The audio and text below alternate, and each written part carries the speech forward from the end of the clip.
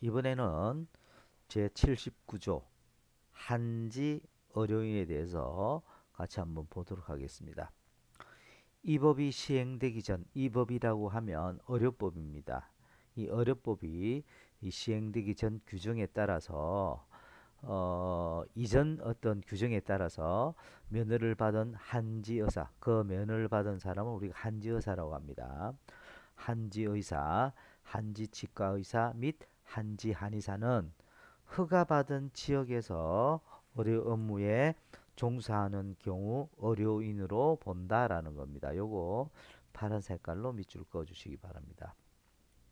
만약에 이 한지 의사 등이 이 의료인이 허가받은 지역 밖에서 의료 행위를 하는 경우는 그 면허를 취소할 수가 있습니다. 그래서 그 의료인의 허가 지역 변경이라든지 그 밖에 필요한 사항은 보건복지부령으로 우리가 정하게 되는데 네 번째 부분 한지의사, 한지치과의사, 한지한의사로서 허가받은 지역에서 10년 이상 의료 업무에 종사한 경력이 있거나 또는 이 의료법 시행 당시 의료 업무에 종사하고 있는 자 중에서 경력이 5년 이상인 자에게 이 의사, 치과의사 또는 한의사 면허를 줄 수가 있다라는 것입니다. 그래서 예를 들어서 한지의사로서 어떤 허가받은 지역에서 10년 이상 의료 업무에 종사한 사람은 의사 면허 준다라는 이야기입니다. 그리고 또는 어, 이 의료법이 만들어지고 시행되는 그 당시에 이미 의료 업무에 종사하고 있는 사람들 중에서 경력이 5년 이상인 사람에게도 이러한 의사 면허를 준다라는 그런 내용이 되겠습니다. 그래서 다시 한번 잘 보시면 어, 이 법이 나오기 전에 한지 의사의 어떤 역할을 하고 있는 사람이 10년 이상 해당 지역에 어, 의료 업무에 종사하고 있다면 그 사람은 우리 현재법에 의해서 의료법에서 의사의 면허를 줄 수 있는 겁니다. 그죠? 나이 든 시골 같은 데 이렇게 보시면 될 겁니다. 그다음에 그 의료 업무에 종사하고 있는 사람 중에서 경력이 5년 이상 사람에게도 이 면허를 줄 수가 있습니다. 그러면 한지 의료인의 허가 지역 변경을 하고자 할 때는 어떻게 해야 되느냐? 한마디로 이야기하면 한지 의료인이 그 허가 지역을 변경하려는 경우에는 그 소재지를 관할하는 시도지사의 허가를 받아야 됩니다. 그렇죠? 다시 보시면 파란 색깔로 밑줄 그어 주시고 이 부분도 파란 색깔로 밑줄 그어 주시고 그래서 한지 의료인이 그 허가 지역을 변경하려는 경우에는 그 소재지를 관할하는 시도지사의 허가를 받아야 된다라는 것이죠. 그죠? 그가 뭡니까? 그 허가 지역 예를 들어서 경상남도다 내가 경상남도 어느 시다. 그 시 지역에 제가 한지 의료인에서 역할을 하고 있는데 다른 지역으로 가려 그러면 그죠? 그 지금 현재 경상남도 그의 시도지사 허가를 받아야만이 갈 수 있다라는 거죠. 다만 다른 시도로 변경하거나 두 개 시도 이상 걸쳐 있는 어떤 지역으로 변경하는 경우에는 그죠? 보건복지부 장관의 허가를 받아야 된다. 그죠? 아예 다른 시도로 변경할 경우 그럴 때는 시도지사 허가가 아니라 그죠? 이 말은 무슨 말이냐면 한지 의료인이 그 같은 시나 같은 도에 그죠? 도에 안에서 이렇게 변경을 하는 경우에는 그 해당되는 시도지사 허가를 받아야 되는데 그 시도를 벗어나는 어떤 지역에 어떤 어 변경을 하려는 그런 경우에는 보건복지부 장관 허가를 받아야 된다는 것이 여기까지 파란 색깔로 밑줄 그어 주시기 바랍니다. 그럼 허가 지역 변경에 관련 허가는 어떻게 하느냐면 어떤 경우에 우리가 하느냐면 보시면 의료 취약지인 읍면으로 한정해서 허가를 하되 인구, 교통, 그 밖의 지리적 여건에 따라서 그 진료 구역을 제한할 수가 있습니다. 허가 대상은 변경 전의 허가 지역에서 3년 이상 계속해서 의료기관을 개설하고 의료행위를 한 자로 한정합니다. 그죠? 허가 대상은 변경 전의 허가 지역에서 3년 이상 계속해서 의료기관을 개설하고 의료행위를 한 자로 한정한다. 다만 허가 지역에 같은 업종에 해당하는 다른 의료인이 있거나 벽지, 오지 좀 의료 서비스가 없는 그런 곳이죠. 그런 곳에 보건복지부 장관의 지역으로 변경하는 경우에는 그 기간 제한을 받지 아니한다. 좀 어려운 지역으로 가게 되면은 의료 서비스가 좀 힘든 그런 지역으로 만약에 옮긴다 그러면 그 제한을 받지 않는다라는 것이고, 허가 지역 변경 허가를 받으려는 자는 변경 희망자와 그 사유를 적어서 그 면허증 첨부해서 허가 관청에 제출해야 된다라는 것이고, 그 다음에 의료인의 허가 지역 변경 보고 그냥 쭉 한번 보도록 하겠습니다. 그냥 한번 읽어봐 주시기 바랍니다. 그 다음에 한지 의료인의 의사 면허 등의 신청, 이것도 이러이러한 서류들을 첨부해서 보건복지부 장관에게 제출해야 된다라는 겁니다. 이것도 한번 그냥 쭉 읽어봐 주시기 바라겠습니다. 그 다음에 면허증 등의 갱신 신청, 이것도 해당되는 이러이러한 어 그죠 서류를 가지고서 그죠 어 그 시도지사 보건복지부 장관 또는 시도지사에게 거쳐야 되고, 보건복지부 장관에게 제출할 경우에 신청서는 시도지사를 거쳐서 한다라는 겁니다. 그냥 봐주시기 바랍니다. 제80조 간호조무사의 자격 되어 있습니다. 첫 번째 보시면 간호조무사가 되려는 사람은 다음 내용 어느 하나에 해당되는 사람으로서, 다음부터 밑줄을 그어 주시기 바랍니다. 파란 색깔로 보건복지부령으로 정하는 교육과정을 이수하고 간호조무사 국가시험에 합격한 후에 보건복지부 장관의 자격을 인정 받아야 한다라는 겁니다. 뭐 비슷하죠? 그래서 교육과정 이수하고 간호조무사 국가시험 합격한 후에 자격 인정받는다라는 것이죠. 그래서 이러한 시험을 칠 수 있는 사람은요, 이런 사람들입니다. 초중등 법령에 따른 특성화 고등학교 간호 관련 학과를 졸업한 사람, 그죠? 그 다음에 뭐 아까 그와 유사한 같은 수준 학력 있다고 인정되는 사람으로서 국공립 간호조무사 양성소 교육을 이수한 사람. 쭉 한번 봐주시기 바랍니다. 그냥 뭐 크게 중요한 부분은 아닙니다. 읽어봐 주시고, 어, 그래서 여기 보시면 간호조무사 교육기관은 보건복지부 장관의 지정평가를 받아야 되는데, 이때 간호조무사 교육기관의 이 지정을 위한 평가 업무는 대통령령을 정하는 절차 방식에 따라서 관계 전문기관에 위탁할 수가 있습니다. 그 다음에 보건복지부 장관은 간호조무사 교육기관이 거짓이나 그 밖의 부정한 방법으로 지정받는 경우에는 그 지정을 취소할 수가 있고요. 그 다음 네 번째, 이 부분은 파란 색깔로 역시 밑줄을 그어 주시기 바랍니다. 간호조무사는 최초의 자격을 받은 후부터 3년마다 그 실태와 취업사항 등을 보건복지부 장관에게 신고해야 된다. 그죠? 다 마찬가지입니다. 이 부분은 의료기사가 됐던 앞에서 이야기했던 의료인이 됐던 거의 동일한 사항입니다. 요 실태 취업 사항 등을 신고하지 않으면 그 시간까지 신고하는 그 부분까지 전부 다 우리가 뭐 제대로 이 업무를 수행할 수가 없게 된다라는 것이죠. 앞에서 보셨죠? 한번 쭉 한번 봐주시기 바랍니다. 그 다음에 간호조무사 교육훈련기관의 지정평가, 자격신고 및 간호조무사의 보수교육 등에 관련된 필요한 사항은 보건복지부령으로 한다. 봐주시기 바라고, 간호조무사 교육훈련기관 지정을 위한 평가 업무 위탁. 그죠? 다음 어떤 기관에 이러한 업무들을 위탁할 수가 있습니다. 쭉 한번 봐주시기 바라고. 그 다음에 간호조무사 교육훈련기관 지정 취소 사유.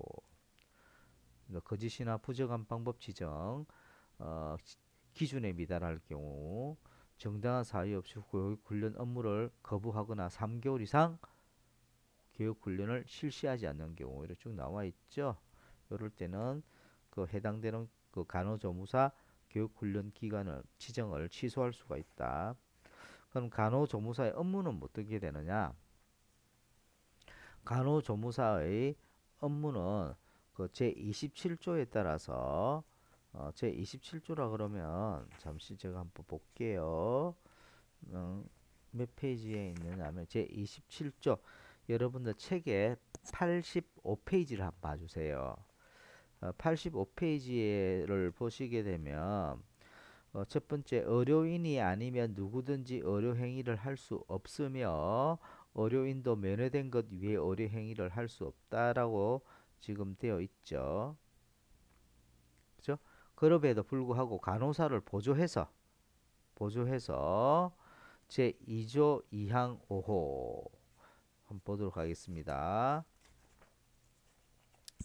여기 보시면 제2조가 뭐냐면 의료인의 여러분들 22페이지 보면 그 2조 2항 5호가 뭐냐면 간호사는 다음 내용의 업무를 임무로 한다 하고 쭉 되어 있는 내용 있죠. 가목부터 라목까지 고내 즉 22페이지 한번 보세요. 부터 다목까지 업무를 역시 간호조무사도 수행할 수가 있는 겁니다. 그죠? 그죠? 누구를 보조해서 간호사를 보조해서 수행할 수가 있습니다. 그죠? 그런 내용이 있고 위에 있는 항에도 불구하고 간호조무사는 봅시다. 의원급 의료기관에 한해서 의원급 의료기관입니다. 의사, 치과의사, 한의사의 지도하에 환자의 요양을 위한 간호 및 진료의 보조를 수행할 수 있다. 파란 색깔로 밑줄 그어주시기 바랍니다. 그러니까 거의 간호사 업무를 수행할 수 있다라는 그런 이야기입니다. 물론 병원급에서는 안 되지만 의원급에서는 간호사에 하는 역할을 이 간호조무사도 할 수 있다라는 것이죠. 그래서 이러한 구체적인 업무 범위와 한계에 대해서는 보건복지부령으로 정한다라는 것이고요. 그 다음에 보시면 그 우리가 이 간호사나 의료인이 받는 부분은 면허라고 하는 것이지만 이 간호조무사 같은 경우에는 자격으로 봅니다. 그래서 여기 보시면 면허는 자격으로 보고 간호조무사에 대해서 면허증이라고 하지 않고 자격증으로 우리가 본다라는 겁니다. 그죠? 다음에 제 81조 의료유사업자. 그래서 이 의료법이 시행되기 전 규정에 따라 자격을 받은 접골사, 뼈 붙이는 사람 있죠? 뼈가 이렇게 삐었을 때 이렇게 붙이고 어긋났을 때 탈골되었을 때 접골사, 침사, 침 놓는 사람이고 구사가 뭐예요? 뜸을 놓는 사람입니다. 그래서 여기서 이제 보시면 의료유사업자는 어떤 사람들입니까? 요거 빨간색으로 밑줄 그어 주시기 바랍니다. 접골사, 침사, 구사. 그죠? 이런 사람들은요. 어, 제27조 아까 이야기했었죠. 27조에 대한 내용. 거기에서 이야기했던 바와 마찬가지로 각 해당 시술소에서 시술에 관련된 업을 할 수가 있습니다. 그렇죠? 그래서 여기서 의료유사업자가 누군지 접골사, 침사, 구사다. 그 다음에 의료유사업자에 대해 이 법 중 의료인과 의료기관에 관련된 규정을 준용하는데 의료인은 여기서 말하는 접골사, 침사, 구사와 같은 이런 의료인을 뭐라고 하느냐면 의료유사업자라고 하고 면허는 우리가 면허증이라고 하지 않고 자격 또는 자격증으로 합니다. 여기서 말하는 의료기관은 시술소라고 하죠. 그래서 여기서부터 여기까지를 파란 색깔로 밑줄을 그어 주시기 바랍니다. 의료유사업체의 시술행위, 시술 업무 한계 및 시술소 기준에 관련된 사항들은 보건복지부령으로 정한다. 이렇게 보시면 되겠고요. 그 다음에 제82조 안마사는요. 장애인 복지법에 따른 다음 파란 색깔로 밑줄 그어 주시기 바랍니다. 시각장애인 중에서 다음 내용 어느 하나에 해당되는 사람으로서 시도지사에게 자격을 인정받아야 되는 누구에게? 시도지사에게 자격을 인정받아야 된다라는 것이죠. 그래서 안마사는 시각장애인 중에서 그 대상자가 시각장애인인데 그 사람들 중에서 다음과 같은 어떤 교육을 받은 사람들 중에 시도지사에게 자격 인정을 받아야 된다. 그렇지 아니하면은 3년 이하 징역 또는 3천만 원 이하 벌금에 해당이 된다라고 보시면 되겠습니다. 그래서 안마사 업무 한계에 따라 물리적 시술에 관한 교육을 마친 사람이 이런 안마사가 될 수가 있고요. 여기 보시면 특수학교 중에서 고등학교에 준하는 교육을 하는 학교에서 안마사 업무 한계에 따라 물리적 시술에 관한 교육을 마친 자, 그 다음에 중학교 과정 이상의 교육을 받고 보건복지부 장관이 지정하는 안마 수련 기간에서 2년 이상, 이것도 파란 색깔로 밑줄 그어 주시기 바랍니다. 2년 이상 안마 수련 과정을 마친 사람일 경우에 이런 자격을 받을 수 있다라는 것이죠. 그럼에도 불구하고 즉 안마 업무를 할 수 있단 말 그런 내용이고, 안마사에 대해서 쭉 있는데 이 부분 봅시다. 의료인을 안마사라고 하고요.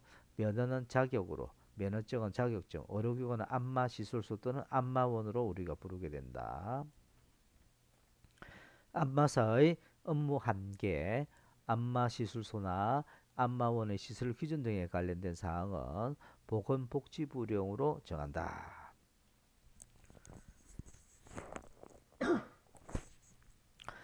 그 다음에 제83조 경비보조, 요거 중요합니다.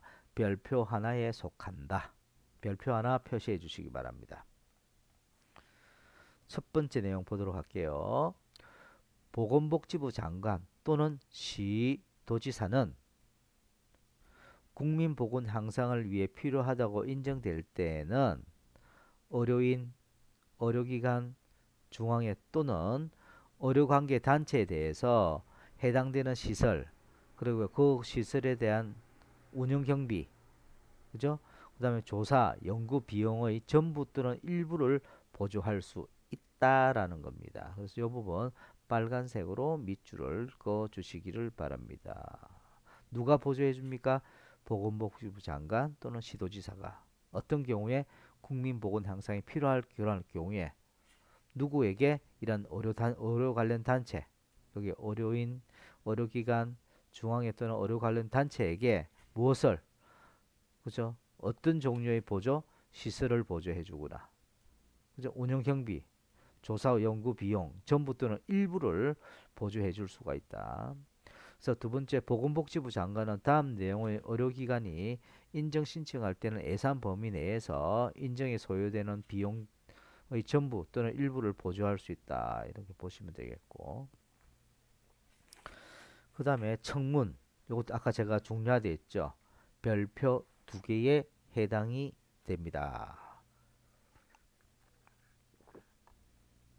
그래서 보건복지부 장관, 시도지사 또는 시군구청장은 봅시다. 요 사람들은 다음 내용 어느 하나에 해당될 경우에는 해당하는 어떤 처분을 하려면 반드시 청문을 실시하여야 한다. 그래서 청문을 실시해야 되는 경우가 뭐냐? 이게 시험이 나온다라는 거죠. 그래서 누가 청문을 실시해야 한다? 어떤 사람이 청문을 실시해야 됩니까? 보건복지부 장관, 시도지사, 그다음 시군구청장이 그저 청문을 실시해야 된다라는 것입니다. 첫 번째, 제23조 2 제4항에 따른 인정 취소. 이건 뭐냐면 전자의무기록 시스템 있잖아요. 전자의무기록 시스템을 부정한 방법으로 만약에 인정을 받았잖아요. 그러면 인정을 취소하게 됩니다. 이러한 전자의무기록 시스템 에 대한 어떤 인정을 취소할 때는 반드시 청문을 실시해야 된다라는 겁니다. 내용 아시겠죠? 한번 살펴봐 주시기 바라고, 두 번째, 제51조가 뭐냐면 의료법인에 대한 설립허가 취소에 대한 부분입니다. 즉 의료법인이 설립허가 취소를 받게 된다면은 그 전에 반드시 청문을 실시해야 된다라는 겁니다. 그다음에 제58조 9가 뭐냐면 의료기관 인정 취소에 대한 내용입니다. 만약에 의료기관 인정을 받았는데 취소가 될 경우에 그 의료기관 인정 또는 조건부 인정에 대한 취소에 대해서 먼저 청문을 실시해야 된다라는 것이고, 그다음에 어, 63조는 뭐냐면 시정명령에 대한 위반이죠. 그래서 시설 장비 등을 사용 금지 명령을 내렸는데 위반했을 경우에 반드시 어떤 금지 명령에 대한 처분을 하기 전에 청문을 실시해야 됩니다. 그다음에 어, 그 개설 허가 취소 해당되는 의료기관이 개설 허가 취소되거나 또는 의료기관 폐쇄 명령을 내릴 때는 반드시 청문을 실시해야 됩니다. 그다음에 면허, 개인의 어떤 면허 취소에 대한 부분이 나오게 되면 반드시 청문을 실시해야 됩니다. 이처럼 6개 항목, 즉 청문을 실시해야 되는 사항 6가지를 반드시 기억을 해주시고 외워주시기를 부탁드리겠습니다. 한번 꼭 이 부분을 외워주시기를 바랍니다. 그 다음에 이 부분은 제가 종료해드렸죠. 별표 2개. 요거 시험에 정말로 자주 나옵니다. 그래서 꼭 좀 외워주시기를 바랍니다. 그 다음에 수수료에 대한 내용입니다. 수수료. 이 법에 따른 의료인의 면허나 면허증을 재교부받으려는 자는 국가시험 등에 응시하려는 자, 그죠? 여기 보시면 국가시험에 대해서 응시하려는 자, 진단용 방사선 발생 장치의 검사를 받으려는 자는 보건복지부령으로 정하는 바에 따라 수수료를 내야 된다. 즉 수수료를 내야 되는 경우가 어떤 것인지. 그래서 이 부분이 또 파란 색깔로 밑줄 그어 주시는데 이것도 시험에 한 번씩 출제가 되곤 합니다. 그래서 수수료를 내야 되는 경우 첫 번째 의료인의 면허를 그죠? 면허를 교부받거나 또는 면허증을 재교부받을 경우. 그죠? 첫 번째 사항. 국가시험 응시할 때 수수료 내야 되고요. 그죠? 그다음 진단용 방사선 발생장치 검사 받으려 할 때 수수료 내야 된다는 겁니다. 아시겠죠? 그래서 면허증 교부, 면허증 재교부, 국가시험 응시, 진단용 방사선 발생장치 검사 이럴 때는 반드시 그죠? 수수료를 내야 되고, 그다음에 한국 보건의료인 국가시험은 납부받은 국가시험 등의 응시 수수료를 보건복지부 장관의 승인을 받아서 시험 관리에 필요한 경비에 직접 우리가 충당할 수가 있습니다. 그래서 보시면 수수료에 대한 내용은 뭐 면허증 발급 수수료는 2,000이고 재발급 수수료는 그죠? 2,000원이고 뭐 등록 증명 수수료는 500원 있죠. 뭐 중요한 건 아닌데 이렇게 되고요. 그다음에 그 면허증을 발급받으려는 경우에는 수수료를 징수하지 아니한다. 그래서 아까도 제가 얘기했지만 여기서 일반 면허증을 발급받을 때는 수수료를 징수하지 않지만 여기 보시면 면허증 발급 수수료는 받죠. 여기 보시면 월요일은 면허증을 발급 수수료 2,000원이고 갱신 때는 재발급 수수료도 2,000원이라는 겁니다. 그 다음에 국가시험 등에 응시하려는 자는 국가시험 등 관리기관장이 보건복지부 장관의 승인을 받아 결정한 수수료를 현금으로 내야 되고 이 경우 수수료의 금액 및 납부 방법 등은 국가시험 등 관리기관장이 공고합니다. 그래서 이러한 수수료 금액이 얼마다 어떻게 납부해야 되느냐라는 것은 국가시험 등 관리기관장이 공고한다라고 보시면 되겠고, 그다음에 수수료는 면허관청이 보건복지부 장관의 경우에는 수입인지를 내고 시도지사인 경우에는 수입 정지를 내야 된다. 뭐 그런 내용입니다. 뭐 그렇게 중요한 내용은 아니고요. 그다음에 제86조 권한의 위임 및 위탁 요거 별표 하나 중요합니다. 한번 보도록 하겠습니다. 이 법에 따른 보건복지부 장관 또는 시도지사 권한, 그러니까 이 의료법에서 보건복지부 장관 또는 시도지사의 권한은 대통령이 정하는 바에 따라 누구에게 위임할 수 있느냐? 요거 꼭 중요합니다. 빨간색으로 쭉 줄거 주시기 바랍니다. 시도지사. 그래서 보건복지부 장관의 권한은 시도지사, 질병관리본부장. 지금 코로나19 할 때 질병관리본부장이 지금 그 수행하고 있잖아요. 그죠? 또는 시군구청장, 보건소장에게 이러한 권한들을 위임할 수 있다. 꼭 좀 외워주시기 바랍니다. 보건복지부 장관 또는 시도지사 권한은 시도지사, 질병관리본부장, 시군구청장, 보건소장에게 위임할 수 있다. 보건복지부 장관은 이 법에 따른 업무 일부를 대통령령으로 정하는 바에 따라 관계 전문기관에 위탁할 수 있다라고 보시면 되겠습니다. 예. 그 다음에 여기 나머지 있는 이 업무 위탁에 대한 부분들은 여러분들이 한번 쭉 한번 읽어봐 주시면 될 것 같습니다. 조용히 한번 천천히 한번 내용들을 읽어봐 주시기를 부탁드리겠습니다.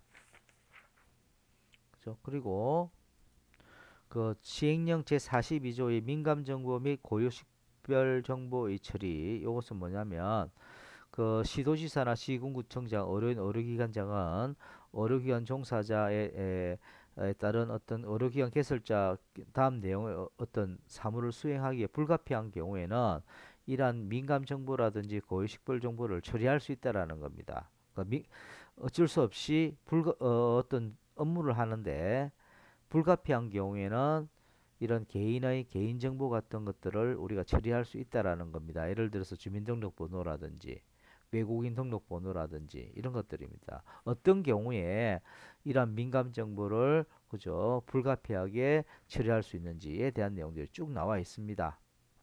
국가시험에 대한 내용, 그죠?